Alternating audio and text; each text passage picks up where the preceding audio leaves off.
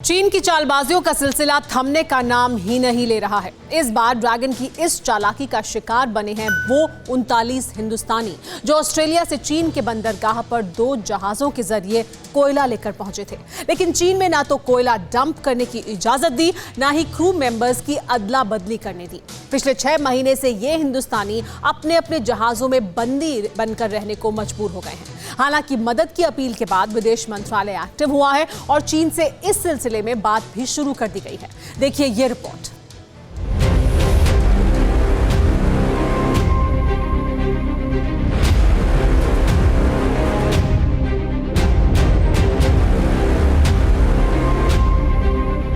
Dragon ने चलाया चालबाजी का हथियार। अदावत के मोर्चे पर 39 हिंदुस्तानी शिकार। 6 महीने से जहाज पर बंधक बने हिंदुस्तानी, चीन की हिमाकत पर हैरानी।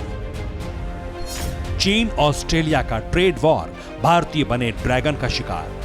6 महीने शिप बनी जेल, जिनपिंग का गंदा खेल। चीन की इजाजत का इंतजार, निर्दयता की हद हुई पार।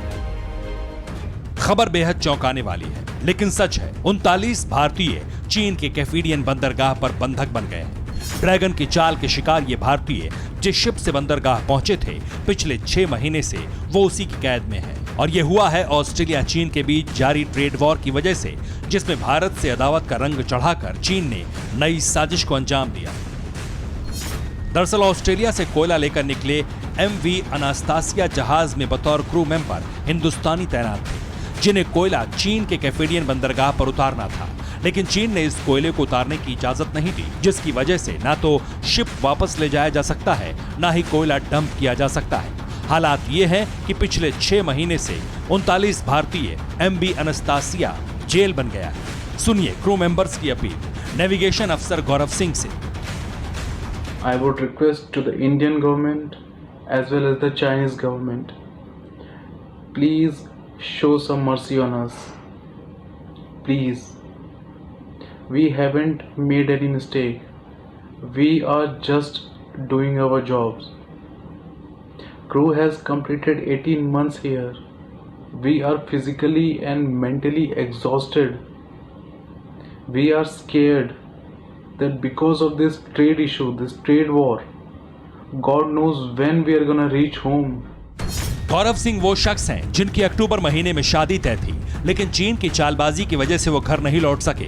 अब संकट दूसरा भी खड़ा हो रहा है। शिप में क्रू मेंबर्स के लिए स्टोर रसद खत्म हो रही है, बीमारियां फैल रही हैं, लेकिन चीन इन पर रहम नहीं कर रहा। Please don't hold us as a hostage of your trade war. We are hostage. We are caught here due to a spat trade war between Australia and China. Families, we have our children, so please let us go and reach home safely. In crew members के हालात को समझिए। न सिर्फ हिंदुस्तान के बल्कि चीन के बंदरगाह पर बंधक बने हर उन जहाजों के जिनके क्रू मेंबर्स अपनी आजादी के लिए लड़ रहे हैं। MV अनास्तासिया 3 अगस्त 2020 को चीन पहुंचा। जहाज का कोयला कैफिडियन बंदरगाह में डंप होना था। चीन ने अगस्त महीने से अब तक इजाजत नहीं दी। 74 शिप ऐसे हैं जो चीन के बंदरगाह पर फंसे हुए हैं। इन सभी शिप के क्रू मेंबर्स शिप में ही बंधक हैं। हालांकि अभी तक ये मामला ऑस्ट्रेलिया और चीन से जुड़ा था, इसलिए भारत ने इसमें ज्यादा दिलचस्पी नहीं दिखाई। पर अब TV9 भारतवर्ष इन बंधकों की आवाज बन रहा है।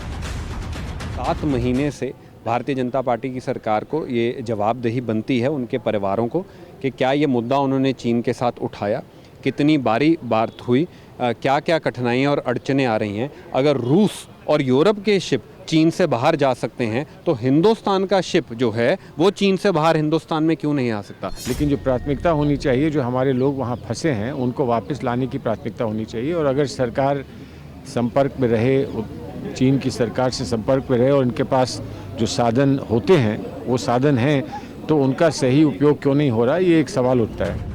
इधर इस पूरे मामले को लेकर विदेश मंत्रालय भी सक्रिय हो गया है। इस परेशानी का समाधान जल्द से जल्द निकालने का ब्लूप्रिंट तैयार कर लिया गया है।